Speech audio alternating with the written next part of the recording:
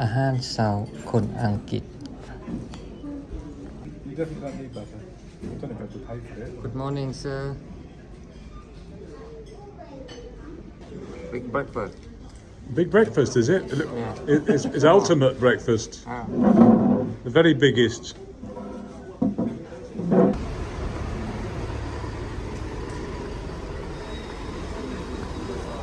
พวกเรากำลังเดินทางไปเมืองฟ็อกสตันจากสถานีรถเมล์แคนเตอร์เบอรี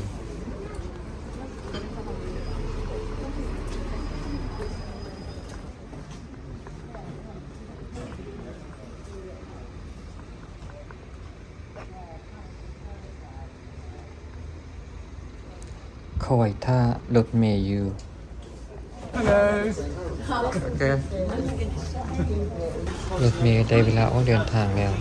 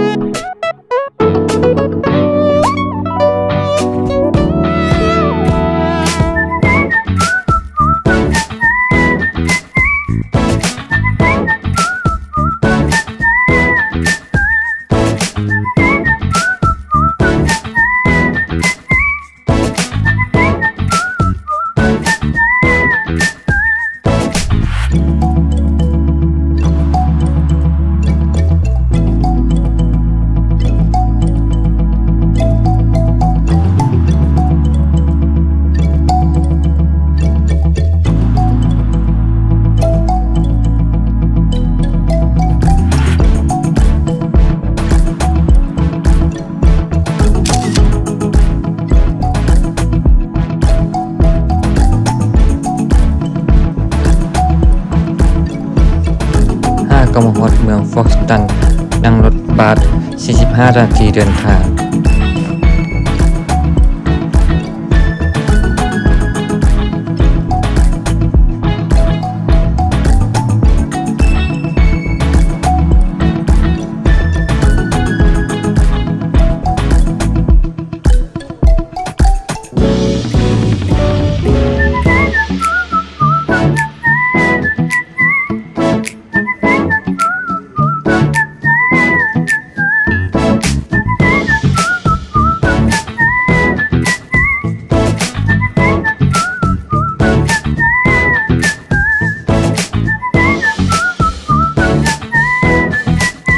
ใจกลางเมืองโฟกสตัน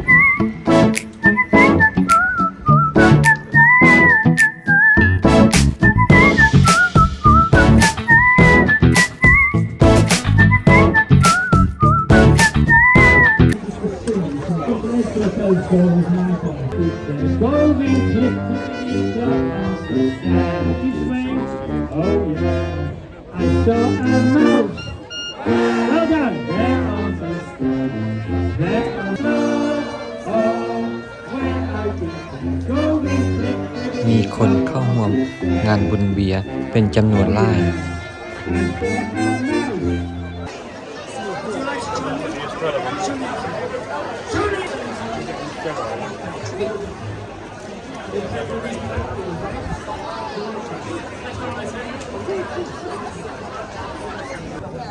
The chair too small for you. Oh, no, it's not big enough. Not enough space. Cheers, guys.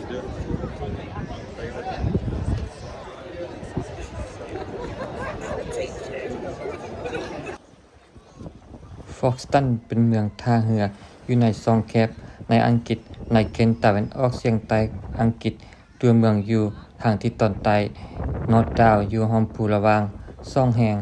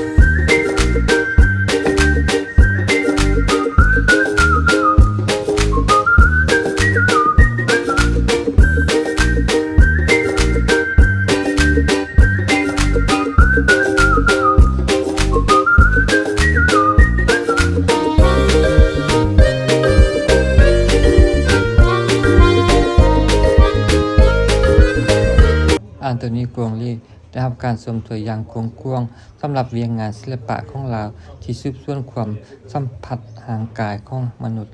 และอวกาศและพัฒนาศักยภาพในเวียงงานปัตยกรรม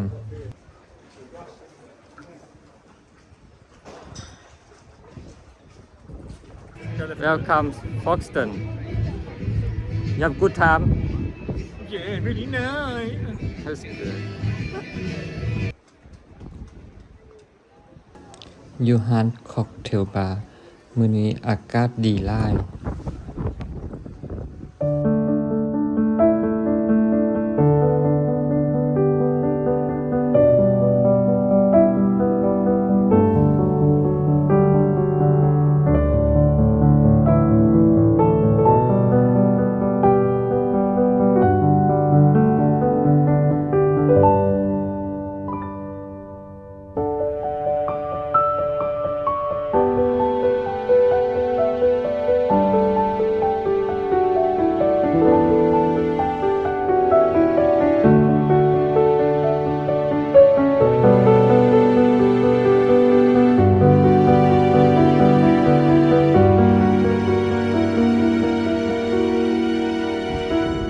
มีคนออกมาเล่นหลาย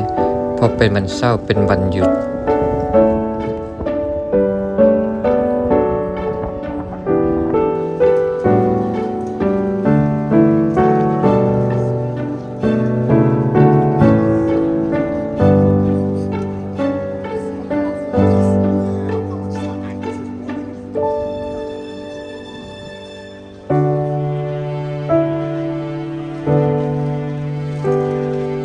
ร้านขายของฝากที่ระลึกมีหลายร้าน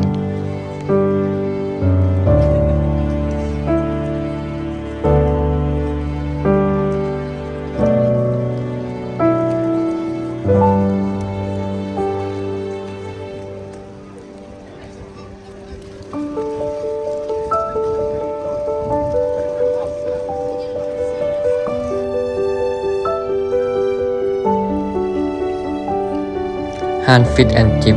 เป็นที่นิยมในเมืองฟ็อกสตันร้านขายอาหารทะเล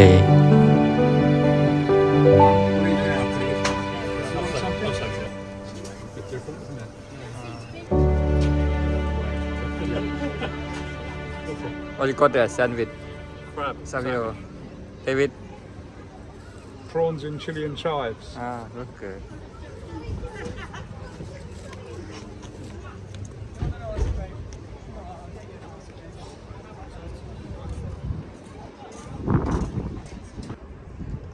King Phone, chili, salt.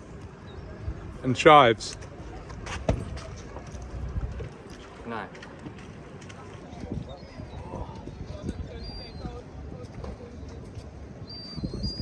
Face.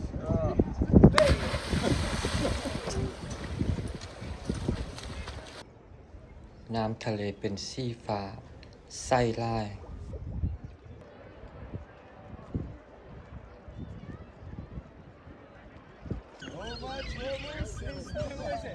I hurt myself today to see perfection.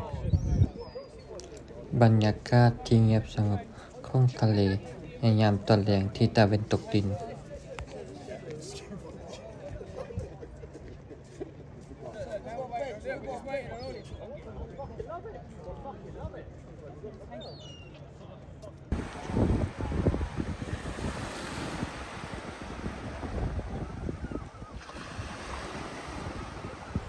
เวียกงานนี้ใส่รูปแบบการจำลองทองแดงขนาดใหญ่ของชาวบ้านท้องถิ่น3เมืองฟอกสตันได้ถูกเชิญให้เป็นนางแบบให้กับนางเงือก